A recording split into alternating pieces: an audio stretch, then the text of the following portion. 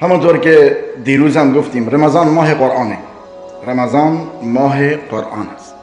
کسانی که در قرآن سوسی میکنن و اجر و فضیلتش نمیدونن خواهش میکنن به این کلیپ گوش بدن تا من توضیح بدم که قرآن خوندن چقدر اجر و فضیلت و برتری داره. شما اگر یک صفحه از قرآن بخونید، فقط یک صفحه، این یک صفحه را شما بخونید 5000 نیکی حاصل میکنید. در یک صفحه قرآن 5000 نیکی در غیر رمضان الله نیکی ها را مضاعف میکنه. و اگر شما یک جزء کامل بخونید، یک جزء قرآن بخونید، 100,000 نیکی حاصل میکنید در غیر رمضان.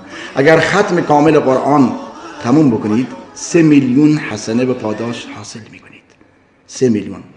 و در ماه رمضان الله حسنات را 100 برابر 700 برابر میکنه. آیا بعد از این هم در قرآن سستی میکنید؟